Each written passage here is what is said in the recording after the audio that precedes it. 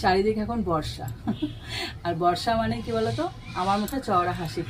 তোমরা ভাবছো হাসছি কেন, আজকে বেশি করে আজকে করবো ইলিশ ভাপা। আর ইলিশের নাম শুনলে না আমার হাসি যেন ডবল হয়ে যায়। এই একটা মাছ দেখলে না সবাই পাগল হয় কিনা জানি না, তবে আমি ভীষণ পাগল হয়ে যাই। একদম সোজা সহজ পদ্ধতিতে আজকে শেয়ার করবো, চলো শুরু। ইলিশ ভাপা বানানোর জন্য আমি একটা মিক্সিং জার নিয়েছি, মশলাটা রেডি করব। তার জন্য দিয়ে দিচ্ছি কালো সর্ষে গোটা, এরপর দিয়ে দিচ্ছি সাদা সর্ষে মানে হলুদ সর্ষে, আর দিচ্ছি পোস্ত,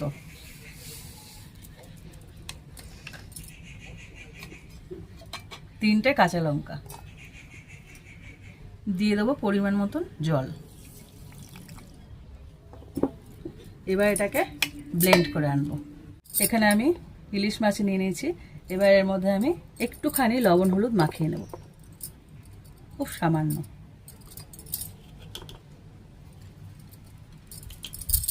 ভালো করে এটাকে মাখাতে হবে। লবণ হলুদ পুরো মাখিয়ে নিয়েছি। এবার ওপর থেকে একটুখানি, খুব বেশি না, সামান্য সর্ষের তেল মাখিয়ে নেব। এই সর্ষের তেল মাখানোর ব্যাপারটাও না আমার শাশুড়ির থেকে শেখা। এই লবণ হলুদ যে মাখছি না, খুব সুন্দরভাবে ধরে নেবে মাছটা। আমার একটা টিফিন বক্স তো লাগে, তো একটা টিফিন বক্স নিয়ে নিয়েছি। আর মাছগুলোকে আমি একটা একটা করে এর মধ্যে প্রথমে সাজিয়ে দেবো। এমন একটা পাত্র নেবে যেটার মধ্যে মাছটা পুরোপুরি ধরে যায়। এবার নিয়ে নিচ্ছি পোস্ত সর্ষের যে পেস্টটা, ওই পেস্টটাকে। এরপর দিয়ে দিচ্ছি টক দই। টক দইটাকে একটুখানি ফেটিয়ে নিয়ে তারপরে দিতে হবে। স্বাদ অনুযায়ী লবণ, হলুদ গুঁড়ো, কাশ্মীরি লঙ্কার গুঁড়ো, এটা ভালো কালার দেবে। দিয়েছি চেরা কাঁচা লঙ্কা, আর দিয়ে দিচ্ছি যেটা মেন না দিলে নয়, এটা দিলে একদম স্বাদ একদম ডবল হয়ে যাবে, সেটা হলো সর্ষের তেল। দরা যাতে দিতে হবে কিন্তু। খুব ভালো করে এগুলোকে এবার মাখিয়ে নেব।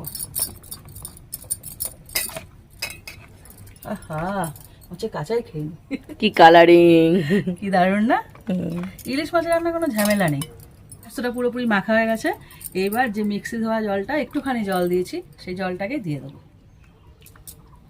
খুব বেশি জল দেওয়ার দরকার নেই। এবার এটা ঢাকনাটা বন্ধ করে দেবো।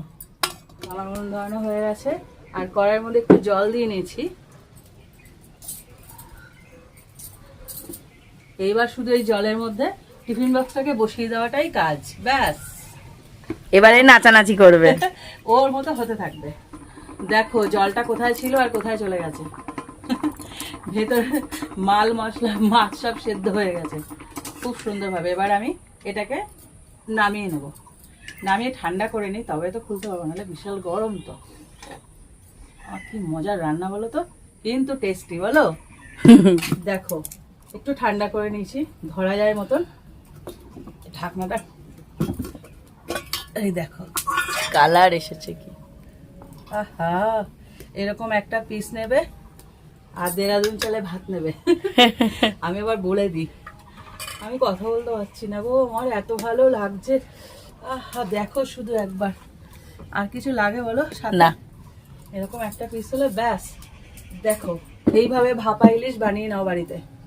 আমি কথা বলতে পারছি না, সত্যি কথা বলতে পারছি না। দেখো এখন বর্ষাকাল, চারিদিকে বৃষ্টি আর বৃষ্টি। এরকম ইলিশ আনো আর ভাপা ইলিশ বানিয়ে ফেলো। একটা টিফিন বক্স নেবে আর ইলিশ নেবে, ব্যাস হয়ে যাবে। দারুণ জমে যাবে দুপুরটা একদম।